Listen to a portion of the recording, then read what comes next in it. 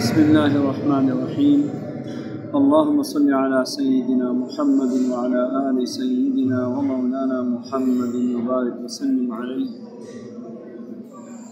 ایک بہت ہی پیاری دعا ہے اور ایک بہترین وظیفہ ہے اور ایک عمل ہے۔ مسجد نبوی سے یہ عمل دے رہا ہوں اور انشاءاللہ اس مبارک عمل کی برکت سے آپ جو چاہیں گے ملے گا، دنیاوی اعتبار سے اخروی اعتبار سے انشاءاللہ کبھی ناکامی نہیں ہوگی۔ اس وظیفے کی ایک برکت آپ کو عجیب بتاؤ کہ بعض اوقات تو ایسا ہوتا ہے کہ بندہ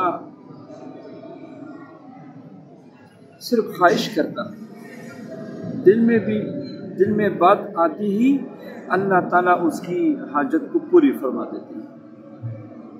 آپ کو پیسوں کی حاجت پڑ گئی، انشاءاللہ دعا کی بھی ابھی نوبت نہیں آئے گی کہ غیب سے انتظام ہو جائے گا۔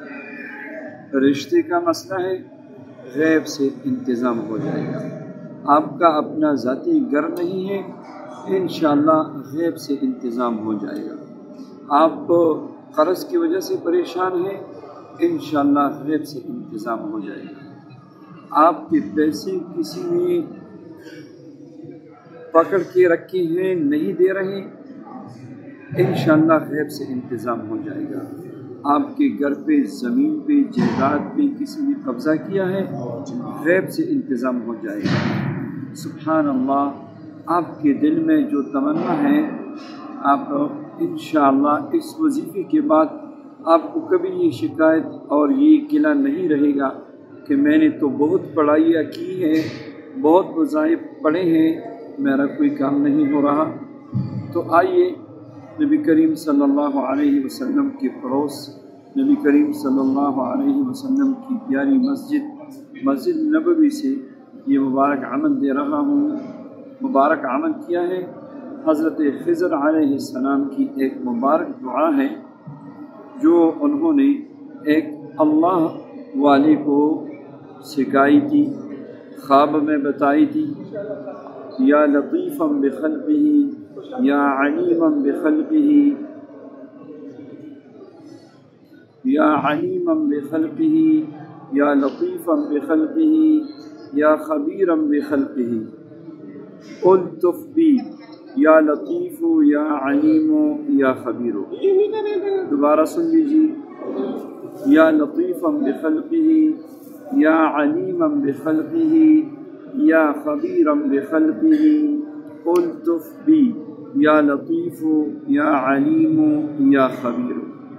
پھر نوٹ کیجیے، یا لطیفا بخلقہ یا علیما بخلقہ یا خبیرا بخلقہ الطف بی یا لطیف یا علیم یا خبیر۔ سبحان اللہ۔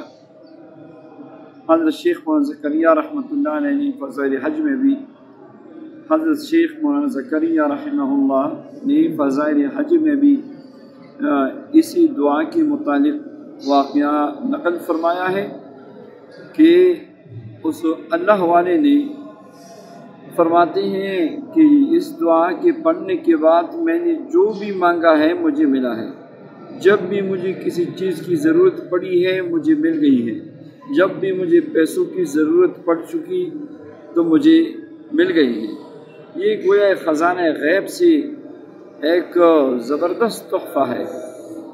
اس کے پڑھنے کی ترتیب کو ذرا سمجھ لیجیے۔ پڑھنے کی ترتیب 3 ہے۔ یا تو آپ ایسا کریں، ایک جلدہ تک روزانہ 500 مرتبہ روزانہ مقررہ وقت معمول بنائیں تاکہ اس کی پوری برکات آپ پہ کھل جائے۔ دوسری ترتیب اس کی یہ ہے کہ روزانہ 1000 مرتبہ معمول بنائیں، جتنی تعداد بڑھے گی 40 دن تک پڑھ لیجئے، انشاءاللہ اس کی برکات کھل جائے گی۔ یا تیسری ترتیب یہ ہے کہ روزانہ 3125 مرتبہ پڑھ کے 40 دن میں سوالہ کی تعداد پوری کرے تو ماشاءاللہ۔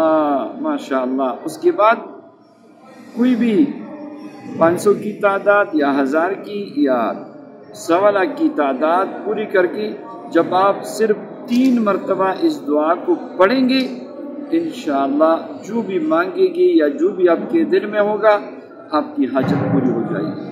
ماشاءاللہ اس دعا کے بعد، اس عمل کے بعد آپ کو کسی قسم کا وظائف کے بارے میں گلہ شکوہ نہیں رہے گا۔ اللہ جل شانہ ہم سب کو مدینہ طیبہ کی زیارت نصیب فرمائے، مسجد نبوی کی زیارت نصیب فرمائے، اور اس مبارک دعا کی برکات، انوارات اور فیوزات اللہ جل شانہ ہم سب کو نصیب فرمائے، آمین یا رب العالمین۔